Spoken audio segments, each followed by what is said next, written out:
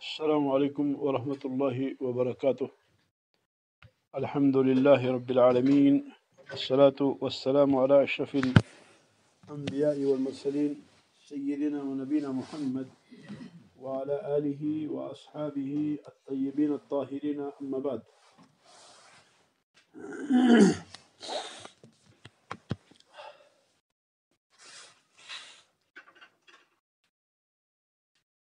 سبحانك لا علم لنا إلا ما علمتنا إنك أنت العليم الحكيم.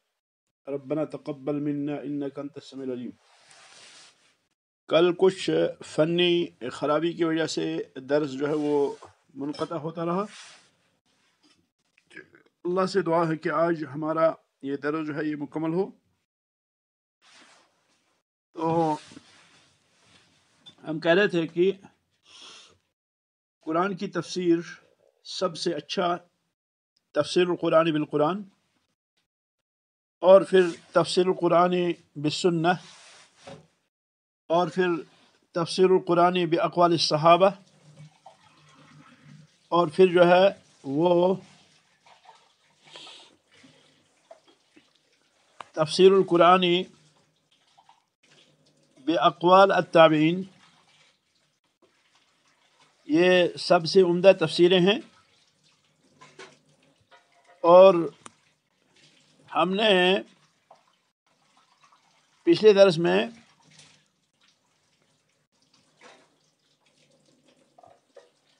یہ بتایا تھا کہ خصوصیات کیا ہیں صحابہ رضوان اللہ علیہم اجمعین کی تفاسیر کی، اور کیا خصوصیات ہیں تابعین رضوان اللہ علیہم اجمعین کی تفاسیر کی. وہ سارا ہم نے پچھلی دفعہ جو ہے ذکر کیا تھا کہ اس کی کئی خصوصیات ہیں. اور پھر ہم نے علماء کے کچھ اقوال جو ہے ذکر کیے تھے. اس میں ہم نے محمد بن سیرین رحمہ اللہ کا ذکر کیا تھا کہ محمد بن سیرین نے فرمایا، میں نے اپنے استاد عبیدہ السلمانی رحمہ اللہ جو جلیل القدر تابعی ہیں ان سے سوال کیا قرآن کریم کی کسی آیت کے بارے میں. تو انہوں نے جواب دیا کہ وہ لوگ تو چلے گئے جو قرآن کے نزول کے بارے میں جانتے تھے، یعنی جن لوگوں کو یہ پتہ تھا کہ قرآن کہاں پہ نازل ہوا، کس کے بارے میں نازل ہوا، وہ تو چلے گئے. بس آپ اللہ اور آپ میانہ روی اختیار کریں، میانہ روی اختیار کریں. یہ جو ہے انہوں نے فرمایا کہ یہ ضروری ہے. اسی طرح سے ابو عبیدہ رحمہ اللہ فرماتے ہیں کہ ہم سے معاذ نے حدیث بیان کی، انہوں نے ابن عون سے، انہوں نے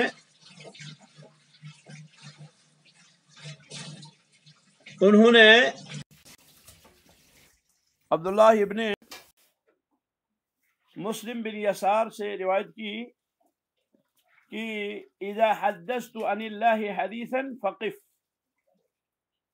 وہ فرماتے ہیں کہ جب آپ اللہ رب العالمین کے بارے میں کوئی بات کہیں تو آپ ٹھہر جائیں، حتی تنظر ما قبلہ وما بعدہ، یہاں تک کہ آپ دیکھ لیں کہ اس سے پہلے کیا ہے اس کے بعد کیا ہے. اسی طرح سے حشیم فرماتے ہیں مغیرہ بن مغیرہ سے، وہ ابراہیم سے روایت کرتے ہیں. ابراہیم فرماتے ہیں کان اصحابنا یتقون التفسیر ویہابونہ، کہ ہمارے جو ساتھی تھے، ہمارے جو دوست تھے، وہ تفسیر کرنے سے بچتے تھے اور وہ خوف کھاتے تھے. اسی طرح سے ایک اور امام جو ہے جلیل القدر امام شافعی فرماتے ہیں رحمۃ اللہ علیہ،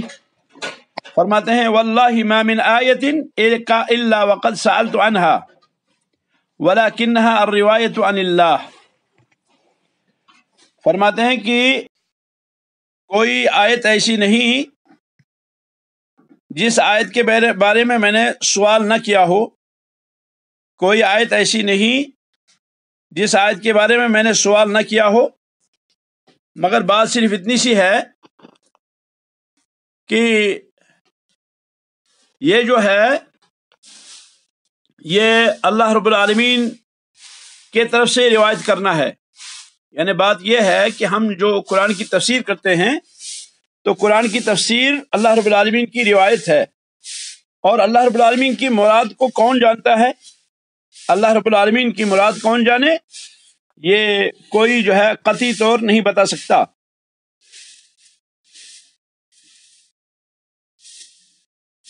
امام مسروق فرماتے ہیں اتقوا التفسیر،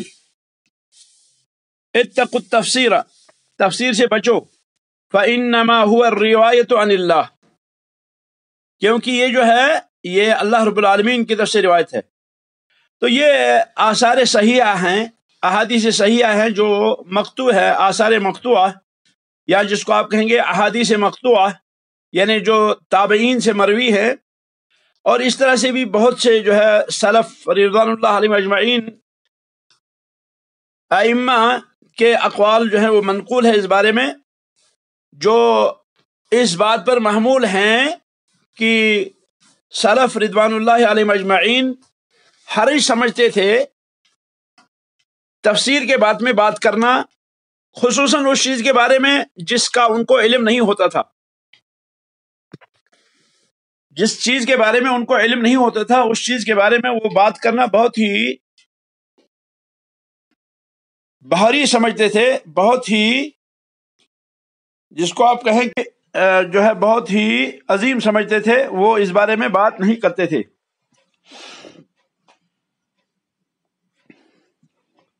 اب اگر کوئی شخص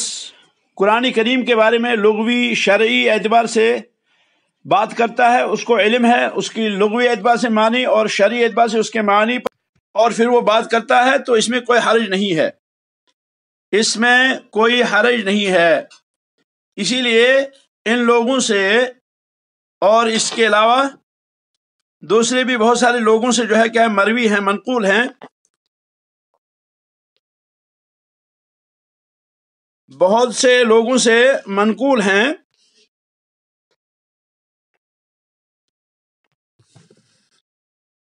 تفسیری جو ہے اقوال، یعنی وہ اقوال جو تفسیر کی حیثیت سے ہیں، کیونکہ انہوں نے جو بھی بات کہی، وہ جو اقوال انہوں نے بیان کیے، وہ اقوال انہوں نے علم سے کہے، ان کے پاس علم تھا، اس لیے انہوں نے وہ اقوال بیان کیے، اور جس چیز کے بارے میں ان کو علم نہیں تھا اس کے بارے میں وہ خاموش رہے۔ اور یہی ہر شخص پر واجب ہے،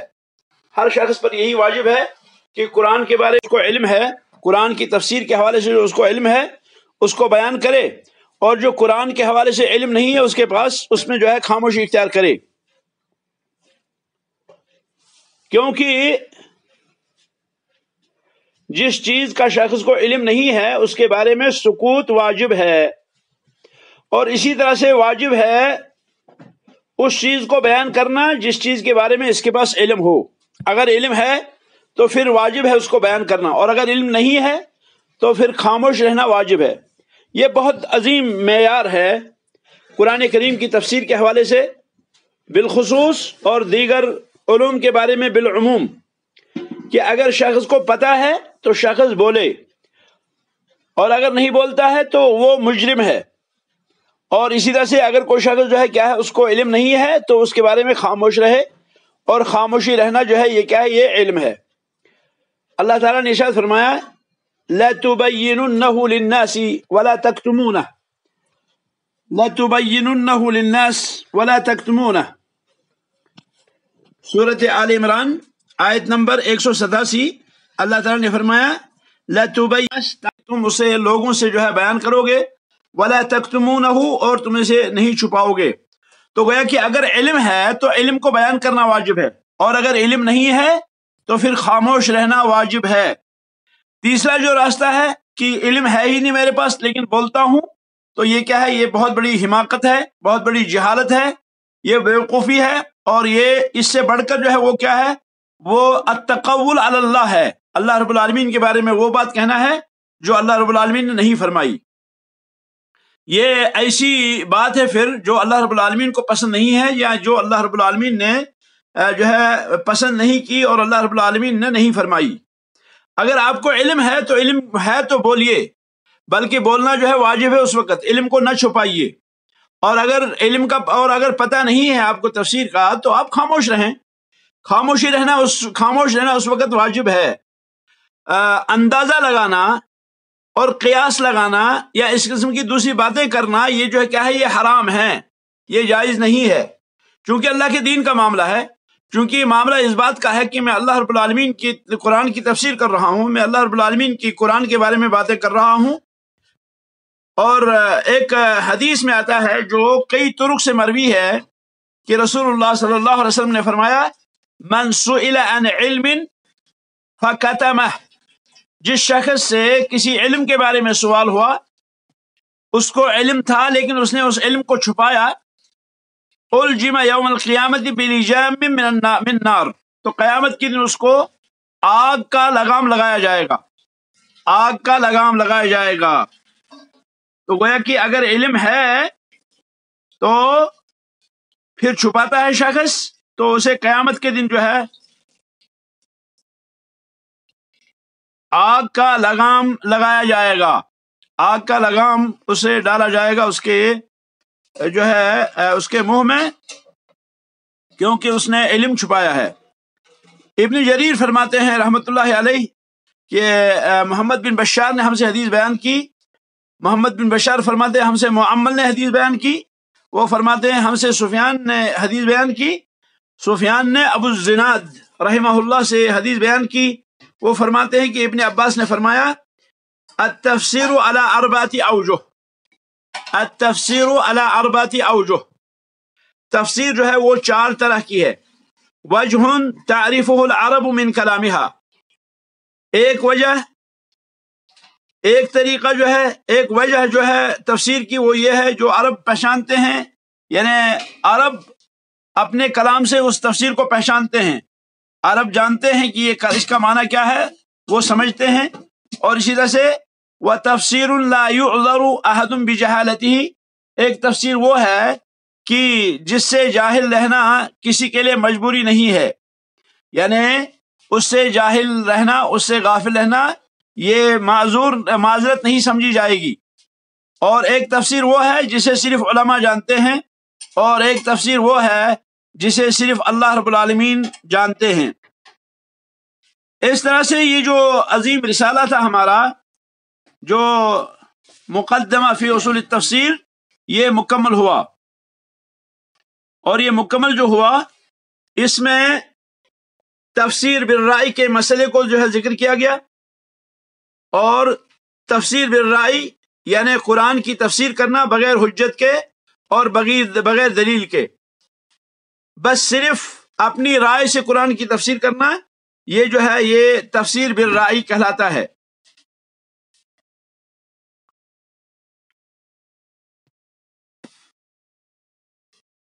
ایسی بات کہتا ہے شخص تفسیر بالرأی میں جس پہ قرآن کی دلیل نہیں ہے، جس پہ سنت سے کوئی دلیل نہیں ہے،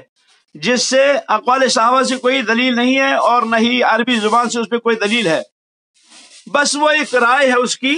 اور وہ اپنی اس رائے سے جو ہے اس کی تفسیر کرتا ہے. تو یہ جو ہے قول ہے بغیر علم کے. اور اللہ رب العالمین نے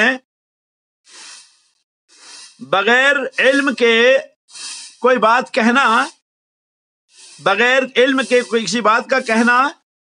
شرک کا ہم پلہ قرار دیا ہے. یعنی اگر ایک شخص علم کے بغیر کوئی بات کہتا ہے تو گویا کہ اس نے شرک کے برابر جو ہے برائی کی.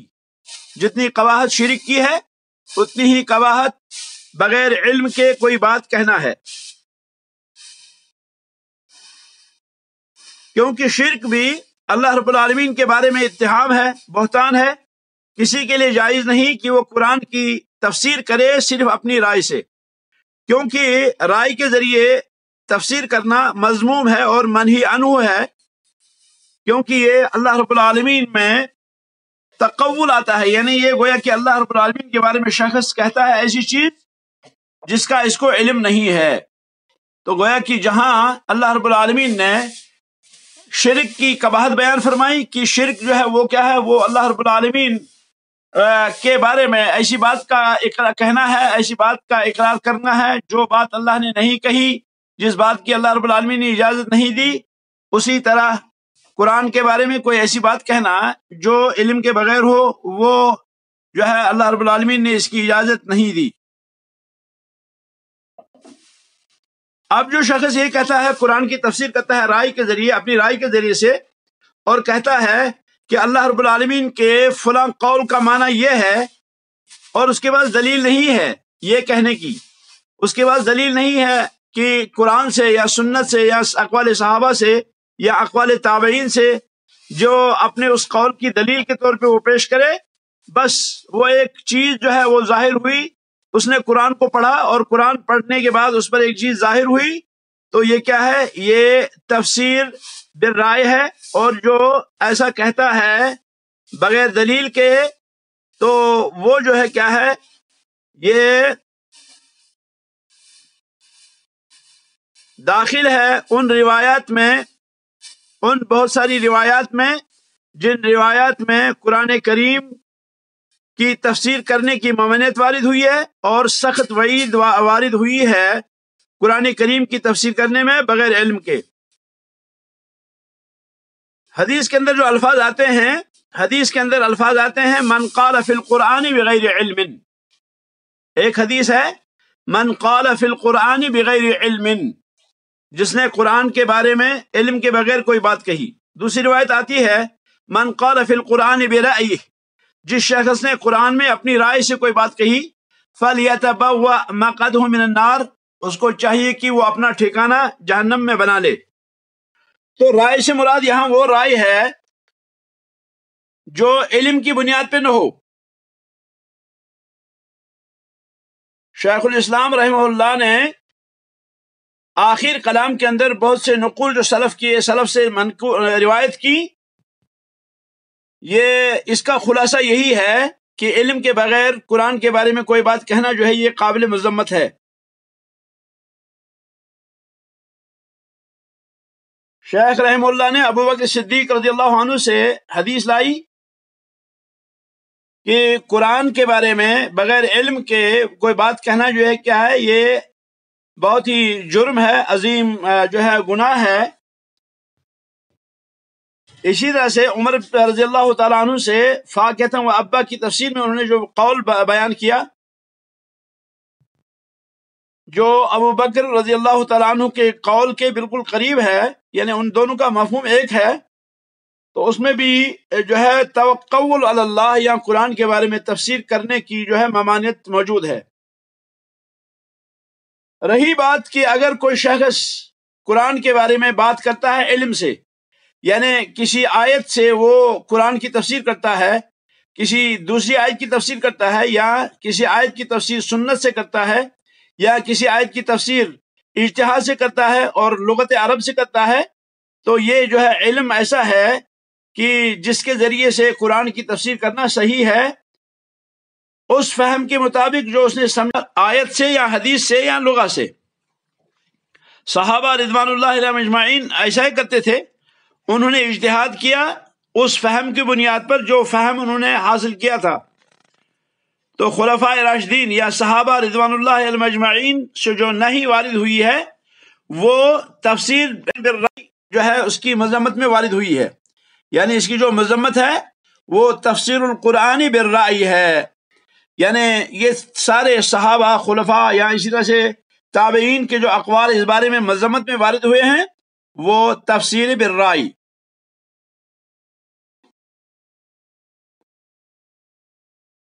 گویا کہ ہمارے سامنے جو ہے دو چیز جو ہے سامنے ہوئی، جو کھل کے سامنے آئی۔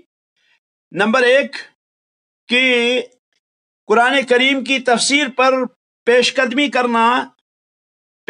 کرنے سے بغیر علم کے، یعنی بغیر علم کے قرآن کی تفسیر کرنے سے احتراز کرنا چاہیے، یہ واجب ہے۔ مثال کے طور پر شخص جو ہے وہ قرآن کی تفسیر کرتا ہے لیکن وہ قرآن کا حافظ نہیں، کیونکہ حافظ قرآن جو ہے، حافظ قرآن وہ آیات کو دیگر آیات پر محمول کرتا ہے اس کے معانی کے سمجھنے میں، اور اسی طرح سے وہ سنت مبارکہ کی معرفت حاصل کرتا ہے، اسی طرح سے وہ لغت عرب کی معرفت حاصل کرتا ہے قرآن کی تفسیر کرنے میں۔ گویا کہ وہ اس وقت اپنی رائے سے تفسیر تو کرتا ہے لیکن وہ پہلے نظر دوڑاتا ہے قرآن کی تمام آیات پر جو متشابہ آیات ہیں، یا جو آیات ایک دوسری آیت سے جو ہے ملتی ہیں، یا پھر وہ سنت مطہرہ سے، یا اسی طرح سے وہ عربی زبان سے تفسیر کرتا ہے قرآن کی. تو یہ تفسیر، ایسی تفسیر جو ہے وہ کیا ہے، وہ درست ہے، یہ صحیح ہے. اور اس کی جو تعبیر وہ کرے گا وہ مقبول ہوگی، کہ وہ جو ہے کیا ہے، وہ اسی طرح سے وہ مراجعہ کرتا ہے تفاسیر کا، ان تفاسیر کا جو کیا ہے، جو حدیث کی تفاسیر ہے. اور ہمیں بھی چاہیے کہ کیا کریں، ہم رجوع کریں ان تفاسیر کا جو حدیثی تفاسیر ہے. مثال کے طور پر امام عبد الرزاق السنانی کی تفسیر الامام عبد الرزاق السنانی رحمہ اللہ، اور جیسے امام احمد کی تفسیر رحمہ اللہ، اور اسی طرح سے تفسیر سعید یا تفسیر ابن جریر، یا اسی طرح سے تفسیر ابن مردوی اور تفسیر ابن منذر، اور اس قسم کی دوسری وہ تفاسیر جو ہم حدیثی تفاسیر جن کو ہم کہیں گے، یعنی جن کو کہیں گے کہ یہ احادیث سے یہ تفاسیر جو ہے یہ کیا ہے، یہ مروی ہیں. یا اسی طرح سے ان تفاسیر کا ہم رجوع کریں جن میں ان تفاسیر کی تلخیص بیان کی گئی ہے، اختصار بیان کیا گیا ہے. مثال کے طور پر ایسر تفاسیر ابن جوزی کی، اور یا اسی طرح سے حافظ ابن کثیر کی تفسیر ابن کثیر وغیرہ. اسی طرح سے تفسیر کرنے والے پر واجب ہے، جہاں وہ حافظ قرآن ہونا اس کے لیے کیا ہے، ضروری ہے، وہاں اس کے لیے یہ بھی ضروری ہے کہ وہ کیا ہو، وہ عقیدہ صحیحہ کو جاننے والا ہو. وہ عقیدہ صحیحہ جو اسلام نے مقرر فرمایا، یا ائمہ سنہ رضوان اللہ علیہ اجمعین نے جسے کیا ہے، جسے بیان کیا ہے ائمہ اہل سنہ والجماعہ نے عقیدے کے باب میں جو انہوں نے بیان کیا ہے. کیونکہ اہل سنہ والجماعہ نے عقیدے کے بارے میں وہی بیان کیا جو قرآن میں ہے، یا جو سنت مطہرہ میں ہے رسول اکرم صلی اللہ علیہ وسلم سے. تو اسی لیے مفسر کو چاہیے کہ وہ کیا ہو، وہ عقیدہ صحیحہ کا جاننے والا ہو، اس کو صحیح عقیدے کا علم ہو، اور اسی طرح سے اس کو چاہیے کہ وہ کیا ہو، وہ اعتقاد صحیح کا علم رکھنے والا ہو. اور واجب ہے اسی طرح سے اس کے پاس کہ اس کو کیا ہو، وہ مواقع تفسیر کو جانتا ہو،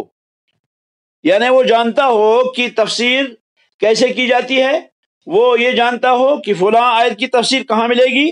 وہ جانتا ہو کہ فلاں جو ہے آیت اس کا شان ورود کا کیا ہے، یا اس کی جو ہے کب نازل ہوئی اور کس طرح نازل ہوئی اور کہاں پہ نازل ہوئی. ان چیزوں کا جاننا جو ہے یہ بھی کیا ہے، یہ بھی ضروری ہے اس شخص کے لیے، تاکہ وہ قرآن کی صحیح تفسیر کر سکے.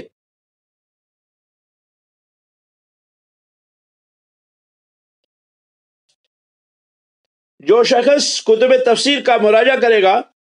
سلف کی کتب تفاسیر جو ہیں ان کا مراجعہ کرے گا،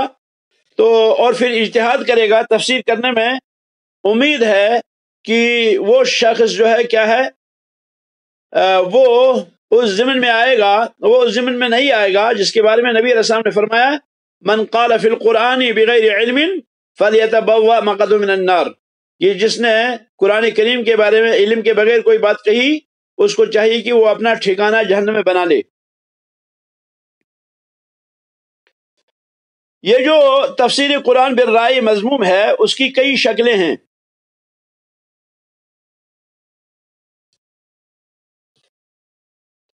مثلا مسائل غیبیہ میں قابل مذمت ہے جو ہے تفسیر بالرائے. مثال کے طور پر اللہ کی صفات، اللہ رب العالمین کی جو صفات ہیں، اللہ رب العالمین کی صفات کے بارے میں تفسیر کرنا یہ کیا ہے، یہ مذموم ہے جن کے بارے میں علم نہ ہو شخص کو.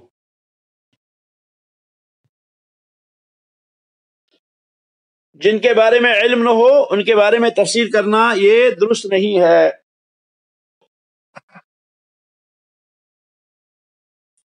مثال کے طور پر اللہ کے صفات، جنت، جہنم، یا قیامت میں جو مسائل واقع ہوں گے، تو قرآن کریم ان آیات سے بھرا ہوا ہے جس میں غیبیات کا ذکر ہے، جس میں غیبی امور کا ذکر ہے. تو قرآن کریم کی تفسیر قرآن کریم سے کرنا یہ کیا ہے، یہ زیادہ بہتر. اب ان غیبی چیزوں کے بارے میں تفسیر کرنا یا ان کے بارے میں پیش قدمی کرنا کسی ایسی چیز کی جو اس قاعدے کے خلاف ہو کہ امر روح کما جاءت، سلف رضوان اللہ علیہ مجمعین کا متفقہ ایک فیصلہ تھا کہ قرآن کی جو آیات ہیں صفات کے بارے میں، امروہا کما جاءت، ان کو ایسے بیان کرو جیسے یہ وارد ہوئی ہیں، بغیر تعویل کے بغیر اور تشریح کے بغیر، کیفیت کے بغیر، یہ ایسے بیان کرو تو جو ہے سلف سے ایسا منقول ہے، اور سلف سے ایسا جو ہے یہ قاعدہ جو ہے یہ قاعدہ کلیہ ہے۔ تو اب اگر کوئی شخص ان آیات صفات کی جو ہے تعویل کرتا ہے تو اس کو ہم کہیں گے تفسیر بالرأی۔ البتہ اگر ان جو ہے صفات کے بارے میں ایسی تفسیر بیان کرتا ہے جو سلف سے منقول ہے تو یہ کیا ہے، یہ تفسیر درست ہے۔ مثلا جیسے بعض لوگوں نے، بعض علماء نے کرسی کی تفسیر کی ہے کہ وہ اللہ رب العالمین کے قدم مبارک کی جگہ ہے، اور اسی طرح سے میزان کی تفسیر کی ہے کہ میزان جو ہو، ترازو جو ہوگا قیامت کے دن اس کے 2 پلڑے ہوں گے، تو یہ جو ہے محمود ہے، یہ رائے تفسیر بالرائے مضمون میں نہیں آتا۔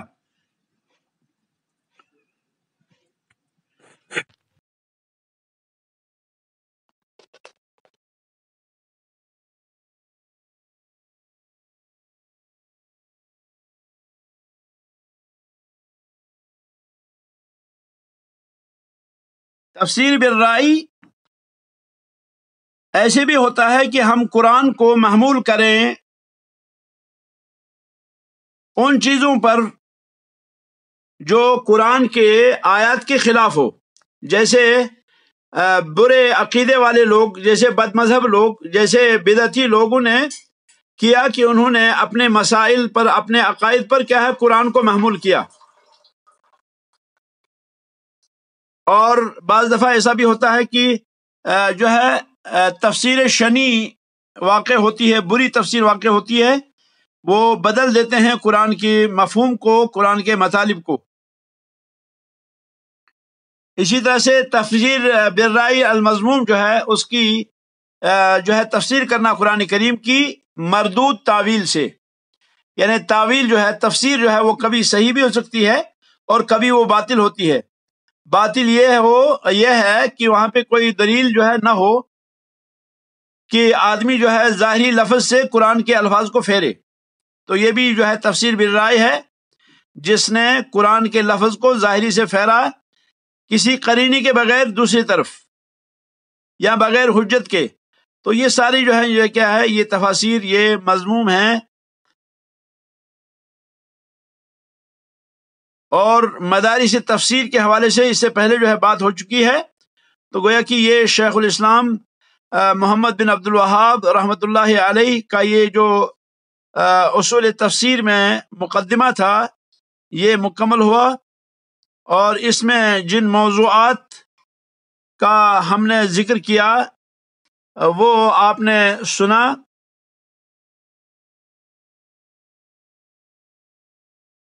اور لگ بھگ جو شیخ رحمہ اللہ نے جن موضوعات پر بات کی ہے ان کو ملخصاً بیان کیا جا سکتا ہے۔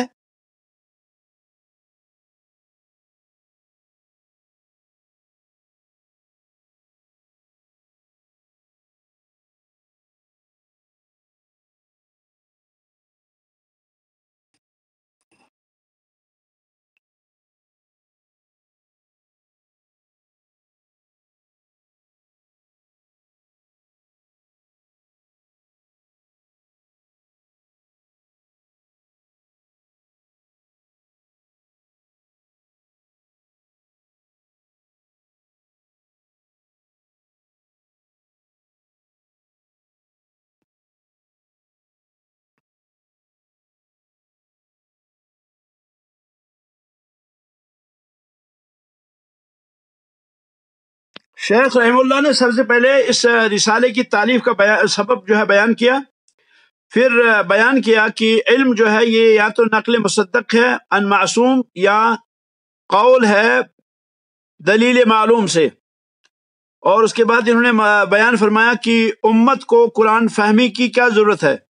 اس کے بعد انہوں نے بتایا کہ صحابہ رضوان اللہ علیہم اجمعین کے درمیان جو تفسیر میں نزاع تھی وہ بہت کم تھی بنسبت ان لوگوں کے جو ان کے بعد آئے۔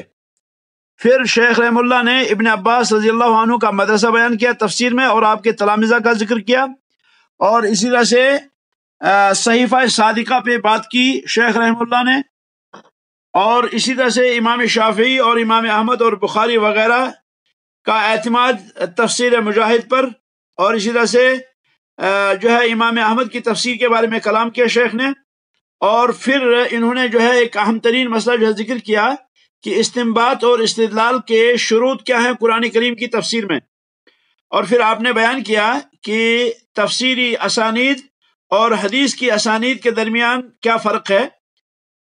اور اسی طرح سے انہوں نے علی بن ابی طلحہ عن ابن عباس رضی اللہ تعالی عنہما کی روایت پر کلام کیا۔ اسی طرح سے شیخ رحم اللہ نے یہ بیان فرمایا کہ سلف کا تفسیر میں جو اختلاف ہے وہ اختلاف تنوع ہے، اور پھر اس کی مثالیں دی۔ اسی طرح سے شیخ رحم اللہ نے الفاظ متواترہ اور مشترکہ اور متکافئہ اور متباینہ اور مترادفہ اور مشککہ کا بیان فرمایا، اور اسی طرح سے شیخ رحم اللہ نے تفسیر صراط مستقیم بیان فرمائی اور سلف کے الفاظ کا تنوع بیان فرمایا۔ اسی طرح سے سلف کی تفسیر کی مثالیں دی شیخ رحم اللہ نے، اور اسی طرح سے ابن تیمیہ رحم اللہ نے اپنے اس رسالے کے اندر یہ بیان فرمایا کہ قرآن کریم کی تفسیر کے وقت لوگوں کو کن چیزوں کی ضرورت ہے، اسی طرح سے اسباب نزول کی معرفت اور اس بات کا بیان کہ عبرت جو ہے وہ عموم لفظ ہے خصوصی سبب سے نہیں۔ اسی طرح سے اس کے بعد بیان فرمایا کہ صحابی کا یہ کہنا کہ نظرت حاصل آئے فی قضا و قضا یہ مسند ہوگا یا اس کو جو ہے مرفوع نہیں کہیں گے ہم۔ اسی طرح سے انہوں نے بیان فرمایا کہ منقول بعض اختلافات جو ہیں سلف سے اس کا سبب جو ہے وہ لغت ہے، اور پھر آپ نے ترادف لغہ میں اور قرآن کریم پر جو ہے کلام فرمایا۔ پھر اس کے بعد ایک اہم ترین جو بحث آئی وہ بحث التضمین تھی، اور پھر اختلاف تنوع کے فوائد کا ذکر کیا شیخ رحم اللہ نے، اور اس کے بعد فقہیات میں اختلاف کا ذکر فرمایا، اور پھر تفسیر میں واقع ہونے والے جو ہے اختلاف کا ذکر فرمایا نقلی طور نقل کے اعتبار سے، اور پھر منقول کی قسمیں بیان فرمائی، اور اس کے بعد منقول تفاسیر جو اہل کتاب سے ہیں ان کا ذکر فرمایا۔ پھر امام احمد رحمۃ اللہ علیہ کے اس کلمے کی شرح بیان فرمائی کہ 3 چیزیں ایسی ہیں جن کی کوئی سند نہیں، تفسیر، ملاحم اور مغازی۔ پھر آپ نے جو ہے مراسیل کے لینے کا حکم بیان فرمایا، اور اس کے بعد جو ہے راوی کی روایت میں خطا کا احتمال یہ ذکر فرمایا آپ نے، اور اسی طرح سے پھر لمبی حدیث کا حکم بیان فرمایا جب وہ کئی طرق سے 2 مختلف طرق سے جو ہے کیا ہے مروی ہو۔ اسی طرح سے خبر واحد کا بیان فرمایا کہ جب امت جو ہے خبر واحد کو قبول کرے تو اس کا کیا حال ہوگا، اور اسی طرح سے اعتبار کے لیے اور شاہد کے لیے حدیث کا لکھنا اس کا ذکر فرمایا، اور پھر جو ہے تفسیر میں یا معنی پر الفاظ کا اجماع اس کا ذکر فرمایا، اور پھر جو ہے شیخ رحم اللہ نے اس کے بعد احادیث معللہ تفسیر اور حدیث میں ان میں سے بعض کا ذکر فرمایا، اور پھر شیخ رحم اللہ نے کتب تفسیر میں اسانید جو ہے پر کلام اس پر جو ہے ذکر فرمایا، اور پھر ان اوجہ کا ذکر فرمایا کہ جہاں پہ جو ہے قرآن میں جو ہے تفسیر میں داخل ہوتے ہیں، تفسیر میں غلطی واقع ہوتی ہے۔ اسی طرح سے کلام جو ہے بیان فرمایا شیخ رحم اللہ نے تفسیر بالرائے پر، اور پھر اہل بدع کی تفاسیر معتزلہ اور متاخر شیعہ ان کا ذکر فرمایا، اور جو ہے مثالیں دی رافضہ کی تفاسیر قرآن کریم کی کئی آیت پر، اور پھر اس میں طعن۔ اسی طرح سے جو ہے تعویل کی انواع جو ہے وہ بیان فرمائی، اور پھر جو ہے یہ فرمایا کہ مجمل دلیل یا تفصیلی دلیل سے کیسے باطل تفسیر کو رد کیا جا سکتا ہے، اور پھر تقسیم تفسیر اشاری کا ذکر فرمایا، اور